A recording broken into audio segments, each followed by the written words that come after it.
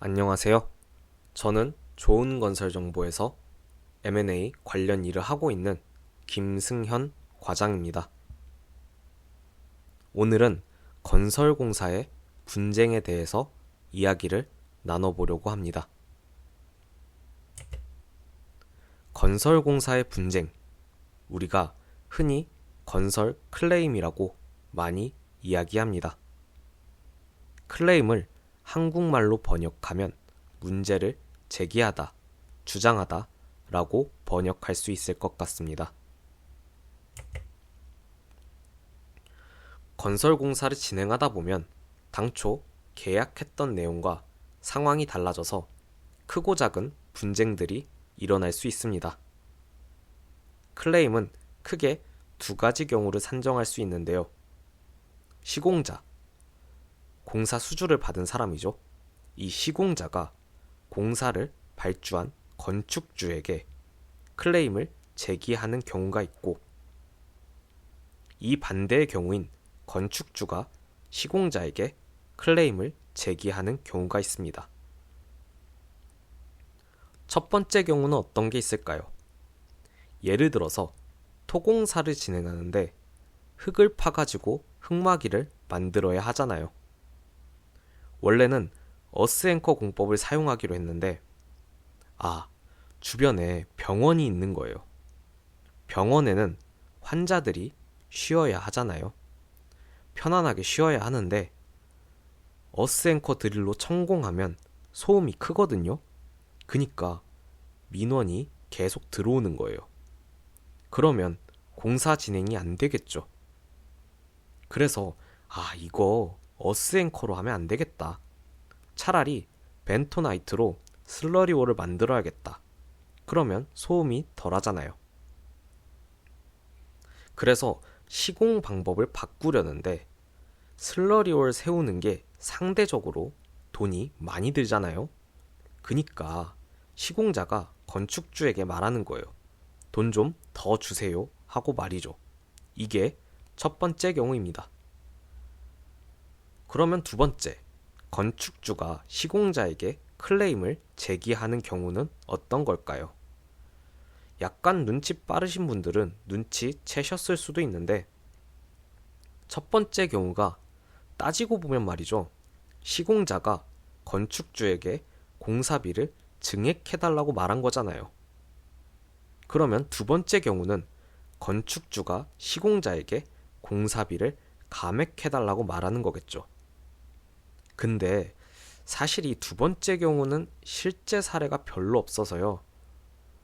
공사비가 늘면 늘었지 줄어드는 경우는 거의 없으니까요. 그래도 한번 생각해보면 공사를 진행하는데 건축주가 VE라고 하지요. 밸류 엔지니어링.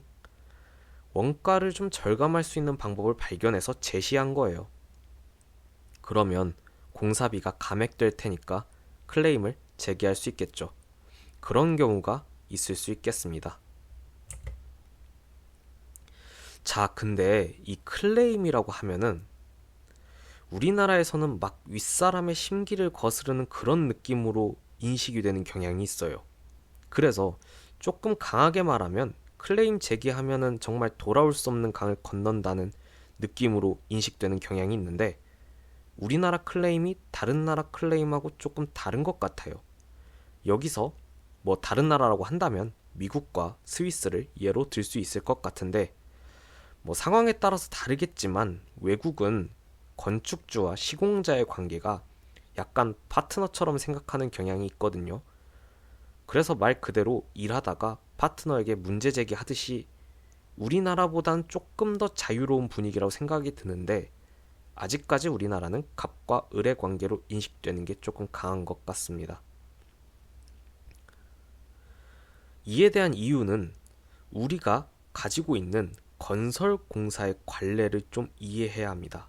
우리나라의 건설 시장이 크게 부흥한 시기가 70년대 박정희 대통령 시절 때죠. 그때 급부상을 했죠. 사회 간접 자본을 이용하여 인프라를 많이 구축하다 보니까요. 도로, 항만 이런 거 많이 공사했죠. 그니까 공공공사를 많이 발주했던 겁니다. 나라에서 대규모 국책 사업으로 공공도급공사를 많이 발주했어요. 근데 이 시대가 군부정권 시대잖아요. 그러다 보니까 공사 계약이나 관리나 군인들이 했죠. 근데 그때 당시 군부정권 시대 때 군인들 무서웠잖아요. 사실 저는 실제로 본 적은 없지만 무서웠을 것이라고 어, 추측이 됩니다. 그래서 나라가 무섭다 보니까 사실 건설 클레임, 뭐 문제 제기, 저는 좀 어려웠을 것 같습니다. 그런 관례가 지금까지 남아있는 것이라고 저는 생각합니다. 물론 지금은 많이 나아졌습니다. 그리고 앞으로는 더 적극적이게 변할 것이라고 생각합니다. 이제 건설 분쟁에 대해서 알아보려고 합니다. 사실 제가 앞에서 건설 분쟁과 클레임을 동일한 것처럼 이야기하긴 했는데요. 엄연히 말하면 클레임과 분쟁은 다릅니다. 클레임은 분쟁의 이전 단계예요. 문제를 제기하는 거죠. 문제를 제기했는데 이를 받아주면 그냥 그거는 체인지 오더예요. 계약 변경된 겁니다. 아까 어스 앵커 이야기 했었죠. 시공자가 어스 앵커 하려고 했는데 이거 슬러리월로 바꿔야 하겠어. 그러니까 돈 좀 더 줘 했을 때 건축주가 아 그래 알겠어 하고 돈 더 주면 그냥 그거는 클레임에서 끝난 겁니다. 문제는 대부분의 경우에 그렇게 오케이를 안 하니까 분쟁이 생기는 겁니다. 건설공사 단계에서 클레임이 여러 가지 발생하잖아요. 그거를 하나씩 번호를 붙입니다. 클레임 넘버링이라고 하는데 하나씩 번호를 붙여서 문제를 제기합니다.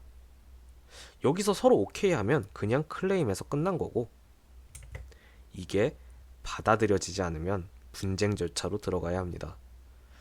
분쟁 절차는 조정과 중재 그리고 소송이 있습니다. 오늘은 클레임의 기본적인 사항까지만 이야기를 드렸고요. 이 분쟁 절차부터는 다음에 또 이야기 나눠보도록 하겠습니다. 감사합니다.